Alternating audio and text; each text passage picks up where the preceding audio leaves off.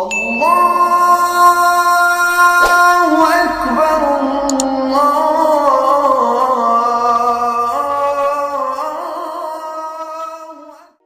اب سوال پیدا ہوتا ہے قیام اللیل سے مراد کیا ہے؟ یہاں پہ میں تراویح کا جو پس منظر ہے وہ بیان کر دینا چاہتا ہوں۔ دیکھیے، جیسا کہ ہم نے خطبے میں بھی دیکھ لیا، اللہ نے قیام اللیل جو ہے اسے فرض نہیں ٹھہرایا، تطوع۔ قرآن مجید میں بھی اس کا کوئی ذکر نہیں، احادیث میں اس کی تشویق و ترغیب پوری موجود ہے۔ ایک اور حدیث بھی ہم بعد میں پڑھیں گے اس پر۔ اس کا پس منظر کیا تھا کہ اس کو چھوڑ دیا گیا۔ اب ظاہر بات ہے مسلمانوں میں کمزور بھی ہیں، مسلمانوں میں وہ مزدوری کرنے والے بھی ہیں، روزہ تو فرض ہے ان پر، چاہے مئی کا مہینہ ہے اور گندم کاٹنی ہے، روزہ تو پھر بھی رکھنا ہوگا، یہ سب کچھ ہے۔ لیکن یہ کہ رات کو پھر کھڑے رہنا ان کے لیے، جاگنا ممکن نہیں، لہذا ان کے اوپر یہ چیز فرض نہیں۔ حضور نے تراویح کی نماز یا قیام اللیل نہ اسے فرض قرار دیا، نہ اس کے باجماعت کوئی اہتمام کیا مستقل۔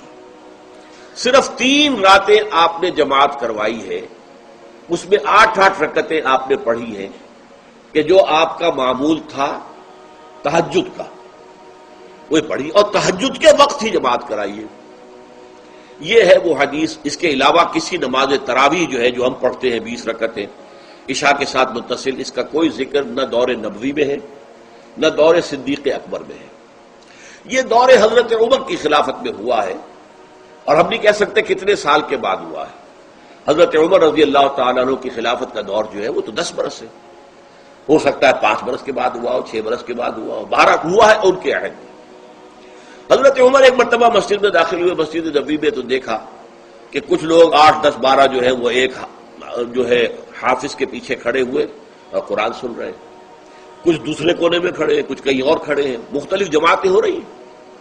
تو انہوں نے سوچا کہ کیوں نہ ان سب کو ایک امام کے پیچھے جمع کر دیا جائے، اور اس کے لیے لوگوں کی سہولت کے لیے عشاء کے ساتھ متصل رکھ دیا جائے، اس لیے کہ تہجد کے وقت اٹھنا جو ہے وہ تو ہر کس و ناقص کا کام نہیں ہے، کہ عشاء کے بعد اگر تھوڑا سا اضافی وقت ہو صرف، تو یہ ہر شخص کر لے گا، مزدور بھی کر لے گا۔ لہذا آپ نے یہ نظام تجویز فرمایا کہ عشاء کے متصلاً بعد 20 رکعت نماز پڑھی جائے اور ایک امام کے پیچھے پڑھی جائے۔ یہ گویا کہ اجتہاد ہے حضرت عمر رضی اللہ تعالی عنہ، اس کو آپ نے خود بدعت بھی قرار دیا ہے، لیکن بدعت حسنہ۔ بدعت کس اعتبار سے؟ لغوی اعتبار سے، نئی بات، اس لیے کہ حضور کے زمانے میں نہیں تھی، تو یہ اس طریقے سے ایک نئی بات ہے۔ لیکن یہ بات چونکہ بہت اچھی ہے، بہت عمدہ ہے۔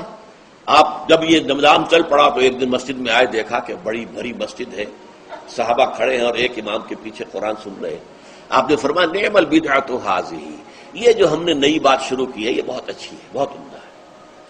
اب یہاں سے فرق واقع ہو گیا ہے۔ ایک تو اہل تشیع جو ہے وہ تو ویسے ہی حضرت عمر سے بہت دشمنی رکھتے ہیں، عناد رکھتے ہیں، تو حضرت عمر کے اجتہادات سے انہیں نفرت ہے، انہیں دوری ہے، چاہے وہ کوئی سا بھی حضرت عمر کا اجتہاد ہو۔ ہمارے ہاں اہل حدیث حضرات بھی در حقیقت حضرت عمر یا کسی اور خلیفہ راشد کے فعل کو وہ سمجھتے ہیں کہ یہ ایگزیکٹو آرڈرز ہیں، یہ ہمیشہ کے لیے نہیں ہے۔ حضرت عمر نے اپنے دور میں ایک نظام قائم کیا، ان کے دور کے لیے ٹھیک تھا، یہ ہمیشہ کے لیے نہیں ہے۔ ہمیشہ کے لیے وہ 8 ہی رکعتوں کے قائل ہیں، وہ تہجد والے، لیکن اس میں بہرحال انہوں نے بھی خود یہ اضافہ کیا ہے کہ وہ 8 رکعتیں وہ عشاء کے ساتھ متصل پڑھتے ہیں، تہجد کے وقت تو نہیں پڑھتے۔ اور حضور نے تو صرف 3 روز جو ہے وہ کرائی تھی جماعت، وہ لوگ 30 دن یا 29 دن پڑھ رہے ہیں، تو اضافہ تو انہوں نے بھی کر دیا، اس نظام میں تبدیلی تو ہو گئی۔ لیکن اہل سنت جو کہلاتے ہیں، ہمارے جو 4 جو ہیں، جو ہمارے مسلک ہیں، حنفی، مالکی، شافعی، حنبلی، ان کا اتفاق ہے اس پر حضرت عمر کا، کیونکہ ان کے سامنے اصول یہ ہے کہ حضور نے فرمایا علیکم بسنتی وسنت الخلفاء الراشدین المہدیین، تم پر لازم ہے کہ میری سنت کو پکڑو مضبوطی کے ساتھ، اور میرے خلفاء راشدین مہدیین جو ہیں ان کی سنت کو پکڑو۔ اس اصول سے یہ 4 فقہ جو ہیں حضرت عمر کے اجتہادات جو ہیں ان کو بھی پابندی سمجھتے ہیں کہ تمام عمر کے لیے، قیامت تک کے لیے امت مسلمہ پر ان کی پیروی لازم ہے، لہذا اس میں اجماع ہے۔ اور یہاں تک کہ یہ سب سے آخری جو اس میں مسلک پیدا ہوا ہے، زمانی اعتبار سے سب سے پہلے مسلک جو ہے حنفی پیدا ہوا ہے، پھر مالک کی پیدا ہوا ہے، پھر شافعی پیدا ہوا ہے، اور پھر حنبلی آخری ہے۔ اور امام احمد ابن حنبل بہت بڑے محدث بھی ہیں۔ مسند احمد ابن حنبل جو ہے وہ بہت بڑی کتاب ہے، بہت اہم کتاب ہے، جامع کتاب ہے۔ تو ان کے ہاں بھی 20 رکعتیں ہیں۔ چنانچہ حرمین شریفین میں، سعودی عرب میں، مکے اور مدینہ منورہ میں جو نماز تراویح ہوتی ہے اس کی 20 رکعتیں ہیں، لیکن اہل حدیث حضرات جو ہے وہ اس 8 کے اوپر اکتفا کرتے ہیں۔ بہرحال یہ ایک اختلاف ہے جو میں نے اس کا پس منظر بیان کر دیا۔